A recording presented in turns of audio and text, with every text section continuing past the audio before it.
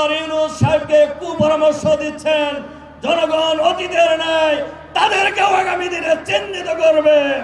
বাংলাদেশের মাটিদার আওয়ামী স্টাইলের কোন নির্বাচন বাংলাদেশের জনগণ আর হতে দেবে না ইনশাআল্লাহ।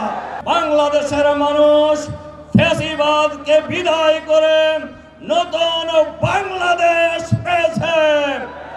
সেই নতুন বাংলাদেশের অন্তর্বর্তীকালীন সরকারের প্রধান ডক্টর মোহাম্মদ ইউনূসের নেতৃত্বে অন্তর্বর্তীকালীন সরকার গঠিত হয়েছে। আমরা লক্ষ্য করছি এই সরকার কোন দলীয় সরকার নয়, এই সরকারকে কোন দল বসায়নি। সুতরাং এই সরকার আমরা লক্ষ্য করছি এই সরকার একটি দলের পকেটে যাওয়ার চেষ্টা করছে। আমরা পরিষ্কারভাবে হুঁশিয়ার করে দিতে চাই যে বাংলাদেশের মানুষ ফ্যাসিবাদ মুক্ত করে নতুন বাংলাদেশ গড়ে তুলেছে।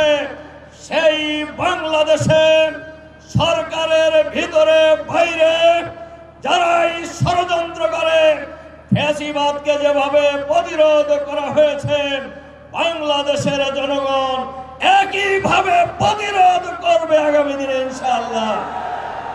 সংগ্রামী ভাই এবং বন্ধুগণ, আপনারা শুনেছেন সরকারের প্রতিশ্রুতি ছিল, জনগণের প্রত্যাশা ছিল সংস্কার করতে হবে। আওয়ামী লীগ ফ্যাসিবাদী আমলে সংবিধান কাটাছেড়া করে লন্ডভন্ড করেছে।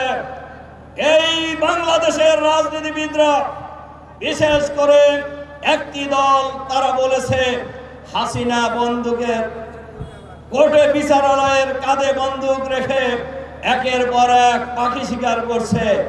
আমরা লক্ষ্য করছি বাংলাদেশের রাজনীতিতে বাংলাদেশের মানুষের যে দাবি জুলাই সনদ বাস্তবায়ন করতে হবে, এই জুলাই সনদ বাস্তবায়নের ক্ষেত্রে কারা প্রতিবন্ধকতা সৃষ্টি করছে জনগণ তাদেরকে চিহ্নিত করবে।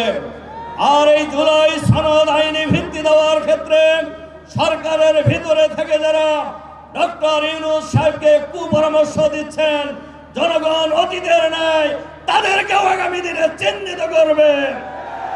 জনগণের দাবি ফেয়ার ইলেকশনের পরিবেশ তৈরি করতে হবে, লেভেল প্লেইং ফিল্ড তৈরি করতে হবে।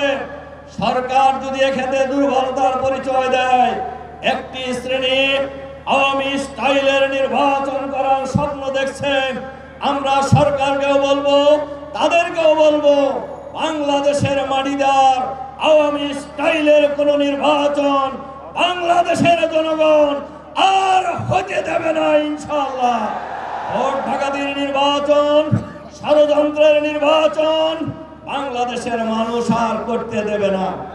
আমরা সরকারকে বলি, পরিষ্কারভাবে বলতে চাই, এখনো লেভেল প্লেইং ফিল্ড তৈরি হয় নাই।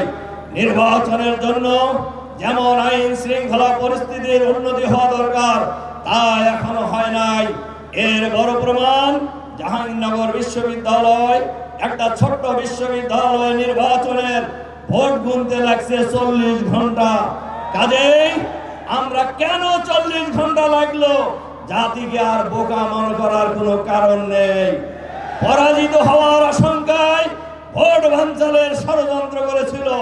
অনেকেই আশঙ্কা করে এরকম বিজয় যদি হতেই থাকে অনেকেই নির্বাচন নিয়ে আরো জোরে সোরে ষড়যন্ত্র করবে। আমরা কোন ষড়যন্ত্র বাংলাদেশে বাস্তবায়ন করতে দেব না ইনশাআল্লাহ। আগামী সকল দাবি আদায়ের মধ্য দিয়ে আগামী ফেব্রুয়ারি মাসে নির্বাচন হবে ইনশাআল্লাহ।